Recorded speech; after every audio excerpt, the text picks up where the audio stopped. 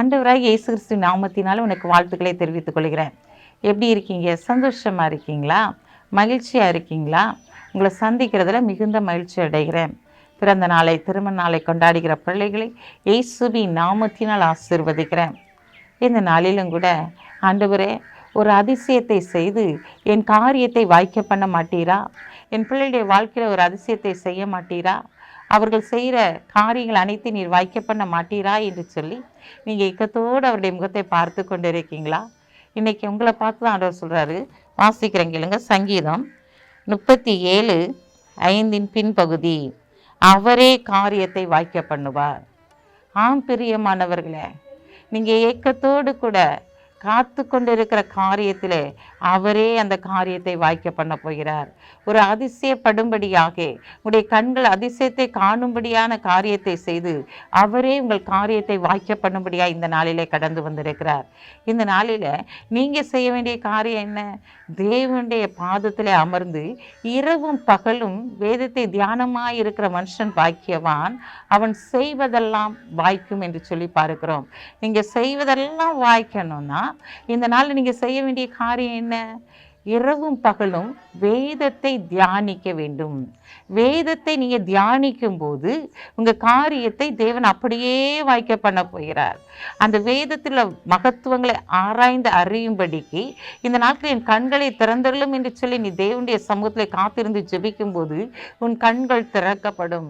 உன் கண்கள் திறக்கப்படும் போது வேதத்தின் மகத்துவங்களை நீங்கள் அறிந்து கொள்ள முடியும். அந்த மகத்துவங்களை அறிந்து கொள்ளும் போது அதிசயமான காரியங்கள் மாத்திரமல்ல, நீங்கள் நினைத்திருக்கிற காரியங்கள் அனைத்தையும், தடைப்பட்ட காரியங்கள் அனைத்தையும் தேவன் அப்படியே வாய்க்க பண்ணுவார். ஏன்னா அவருடைய வார்த்தைகள் ஆம் என்றும் ஆமேன் என்றும் இருக்கிறபடியினாலே உங்களுடைய வாழ்க்கையில என்னென்ன வாக்குத்தத்தங்களை கொடுத்தாரோ அத்தனை வாக்குத்தத்தங்களையும் அவர் அப்படியே நிறைவேற்றுகிற தேவனாய் இருக்கிறார்.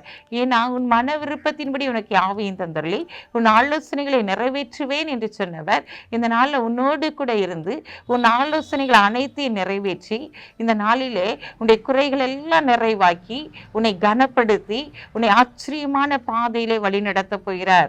ஏன்னா உனக்காக அவர் எல்லா பாடுகளையும் சுமந்து தீர்த்து விட்டார்.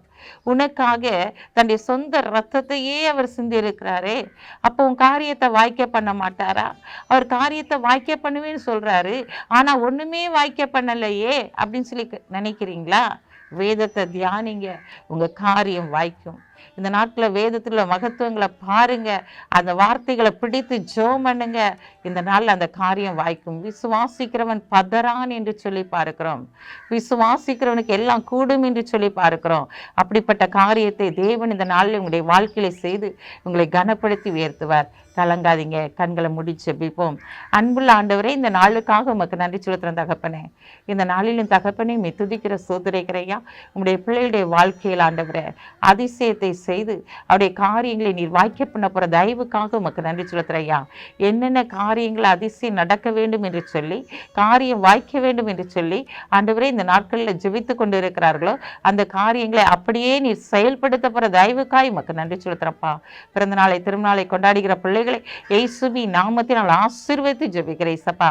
இந்த நாளிலும் கூட தகப்பனை துதிக்கிற சூத்திரிக்கிற ஆண்டவரே இந்த நாளில் தகப்பனே மகத்துவமுள்ள தேவனாகிய கர்த்தர் இந்த நாளில் நிச்சயமாய் உன்னை ஆசீர்வதித்து உன்னை பெருக பண்ணுவேன்னு சொன்ன வார்த்தையின்படி ஒரு பெருக்கத்தின் ஆசீர்வாதத்தை கொடுத்து கனப்படுத்துங்க. இயேசுவின் நாமத்தில் ஜெபிக்கிற நல்ல பிதாவே, ஆமென்.